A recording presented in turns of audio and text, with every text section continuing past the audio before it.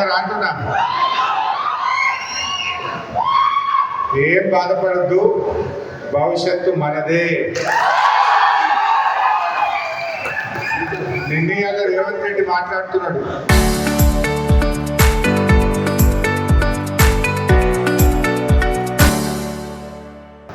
ఏమంటుండు, నేనే గెలుస్తా 2034 దాకా ఉంటా. రేవంత్ రెడ్డి తల కిందికి పెట్టి కాళ్ళు మీదికి పెట్టినా 100 సీట్లతో బీఆర్ఎస్ వచ్చేది ఖాయం. ఇలా ప్రజలు ఆదిలాబాద్ నుంచి ఆలంపూర్ దాకా ఎవరిని కదిలించినా ఒక్కటే, కాంగ్రెస్ పోవాలి, కేసీఆర్ రావాలి. జనం క్లియర్.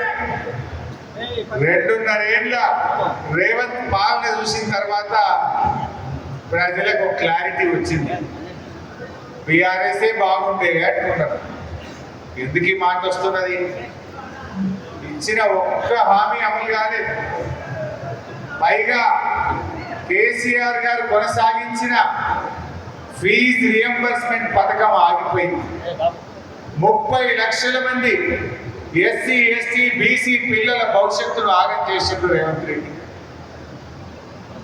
రైతు బంధు ఆగిపోయింది, రైతు బీమా ఆగిపోయింది, ఎరువుల సరఫరాలో ప్రభుత్వం ఫెయిల్ అయింది, మక్కలు వడ్లు కొనడంలో రైతులకు చుక్కలు చూపించిండు రేవంత్ రెడ్డి.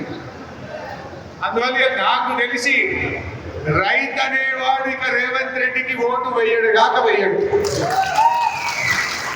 అసలు వడ్లు అమ్ముకోవాలంటే 45 రోజులు పట్టింది ఒక్కొక్క రైతుకి. కళ్ళాలలో పడిగాపులు కాసింది, ఎండకెండింగ్ వానకు తడిసింది. ఇవ్వాలని కూడా ఇంకా 20%, 30% వడ్లు ఇంకా కూడా కళ్ళాల్లోనే ఉన్నాయి. అంటే ఈ ప్రభుత్వం ఫెయిల్ అయింది.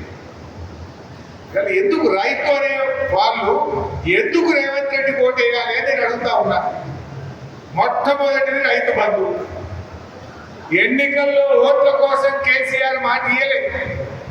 ఓట్లు వేస్తే నేను రైతు బంధు ఇస్తాను కేసీఆర్ చెప్పలేదు. కానీ రైతుల మీద ప్రేమతో రైతు బంధు పథకాన్ని తెచ్చింది కేసీఆర్. మధ్యలో 2 ఏళ్ళు కరోనా వచ్చింది. కరోనా వచ్చిన కేసీఆర్ గారు ఎమ్మెల్యేలకు, మంత్రులకు జీతాలు బంధు పెట్టిండు, కాంట్రాక్టర్ల బిల్లులు ఆపిండు. కానీ రైతన్నకు మాత్రం రైతు బంధు వేసి చూపిండు. 11 విడతల్లో 73,000 కోట్ల రూపాయల రైతు బంధు ఇచ్చిండు మన కేసీఆర్.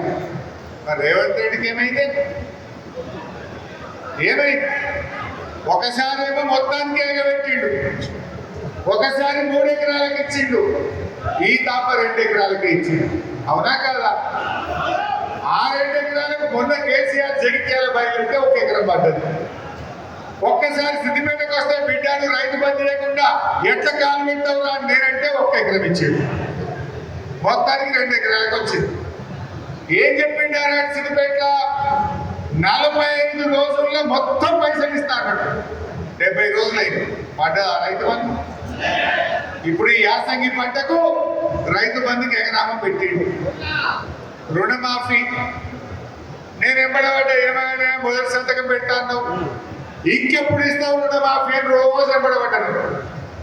ఈ ఎంబడబడగానే పార్లమెంట్ ఎన్నికలలో ఏ ఊరికి పోతే ఆ దేవుని మీద ఒట్టు పెట్టిండు. మన కరీంనగర్కి వచ్చిండు, వెమ్లాడ రాజన్న మీద ఒట్టు పెట్టిండు. మెదక్కి వచ్చిండు, ఏడుపాయల అమ్మవారి మీద ఒట్టు పెట్టిండు. నల్లగొండకు పోయిండు, యాదాద్రి లక్ష్మీనరసింహ స్వామి మీద ఒట్టు పెట్టిండు. ఖమ్మం పోయిండు, భద్రాచలం రాముల వారి మీద ఒట్టు పెట్టిండు. పోయిన కడల్లా ఒట్లు పెట్టిండు. 15 ఆగస్టు కల్లా రుణమాఫీ చేస్తాను. 2 లక్షల మీద ఉన్న వాళ్ళు కట్టుకోండి, మీద పైసలు నేను మాఫీ చేస్తా అన్నాడు. అయినాయా?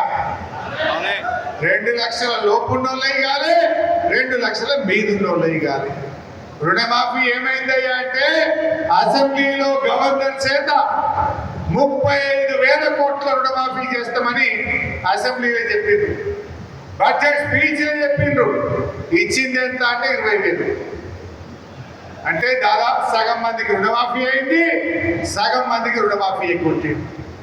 2 లక్షల లోపోళ్ళకి కాలే, 2 2 లక్షల మీద ఉన్నోళ్ళకు కాలేదు. రుణమాఫీ అట్లే కొట్టిండు. రైతు బంధు ఇప్పుడు 3 పంటలకు ఎగ్గొట్టిండు. పోనీ ఎరువులన్నీ ఇచ్చిండా? కేసీఆర్ గారు ఉండగా మండలానికి ఒక గోడౌన్ కట్టిండు. కట్టలే మీ దగ్గర? మీరు సుల్తానాబాద్ అయినా గోడౌన్ ఉంటుంది, పెద్దపల్లి అయినా ఉంటుంది, శ్రీరాంపురం అయినా ఉంటుంది, జూలపల్లి అయినా ఉంటుంది. లేదా మండలానికి, ప్రతి మండలానికి ఆనాడు కేసీఆర్ గారు గోడౌన్ కట్టి ఎరువులు స్టాక్ పెట్టి 10 ఏళ్లలో ఎరువులకు ఇబ్బంది లేకుండా చూసింది కేసీఆర్. పాత కాంగ్రెస్, ఆనాటి కాంగ్రెస్ పోలీస్ స్టేషన్లలో ఎరువులు పెట్టి అమ్మింది. కానీ కేసీఆర్ గారు వచ్చినాక ఆటో ఆయన చెప్పి 4 బస్తాలు వేసుకురా అంటే ఆటో డ్రైవర్ ఇంటికాడ తెచ్చేసిపోయాడు. కానీ ఇలా మళ్ళా కాంగ్రెస్ వచ్చింది, నాటి రోజులు వచ్చినాయా లేవా? ఎరువు బస్తాలకు లైన్లు, లాఠీ చార్జీలు, ఇవాళ కోసం పెట్టే కార్యక్రమం స్టార్ట్ అయింది. ఎరువులు ఇచ్చే శాతకాలే.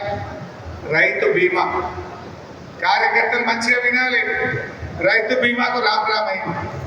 ఆనాడు కేసీఆర్ చెప్పింది ఎలక్షన్ అనమాట, దళిత బంధుకు జై భీమ్ అంటారు, రైతు బీమాకు రామ్ అంటారు, జాగ్రత్త అన్నాడు కేసీఆర్. ఇవాళ అదే నిజమైందా? ఇప్పుడు 4 నెలల రాష్ట్రంలో రైతు బీమాకు ప్రభుత్వం ఎల్ఐసికి ప్రీమియం కట్టలేదు. 4 నెలల నుంచి రైతు బీమా ఆగిపోయింది తెలంగాణలో. రైతు బీమా బంద్ అయిపోయింది 4 నెలల నుంచి. రాష్ట్రంలో 3,000 మంది రైతులు చనిపోయి ఇవాళ రైతు బీమా రాకుండా ఆగిపోయిన పరిస్థితి ఉంది.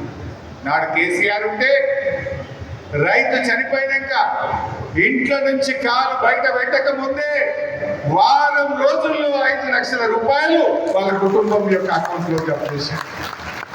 రేవంత్ వచ్చిండు, రైతు బీమాను బంద్ పెట్టాడు. 4 నెలల నుంచి ఇలా రైతు బంద్ బీమా రాలేదు. ఏం చేశాడు? పోనీ వడ్లన్న ఉండడా? వడ్లు అమ్ముకోవాలంటే సుక్కలు చూసిండు రైతులు. ఇన్ని రోజులు ఎప్పుడైనా అయిందా? మక్కలు అమ్ముకోవాలంటే సంచులు కొనుకొచ్చుకున్నారు రైతులే. చాలా చోట్ల సంచులు దొరకకపోతే రైతులే సంచులు కొనుకొచ్చుకొని మక్కలు దొరికిన పరిస్థితి ఏర్పడింది. ఇవాళ నుంచి మక్కలు కొనుడు బంద్ పెట్టిండ్రు. ఇప్పుడే ఈశ్వరుడు చెప్తుండ్రు, ధర్మపురిలో, వెబ్లాడలో, మెట్పల్లిలో, కొరుట్లలో చాలా చోట్ల మక్కలు అట్లనే ఉన్నాయి, మక్కలు కొనుడు బంద్ పెట్టిండ్రు అంటున్నారు. అంటే ఏంటి చేసింది? పోనీ కరెంట్ అనే ముప్పట్లెక్క ఉండదా? 24 గంటల వైపు 13 గంటలకో 14 గంటలకు వచ్చింది. అంటే ఇలా రైతును అన్ని రకాలుగా ఆగం చేసిండు. ఎరువుల్లో ఇబ్బంది, రైతు బంధు 3 పంటలకు ఎగ్గొట్టిండు, రుణం మాఫీ సగం మందికి ఎగ్గొట్టిండు, రైతు బీమా బందే పెట్టేసిండు, వడ్లు కొనమంటే సుక్కలు చూపిండు. ఇంకా రైతు ఓటేస్తాడా? ఇంకా ఇది చాలదట. ఇప్పుడు రైతు డిస్కౌంట్ అయిపోతా ఉన్నట్టు.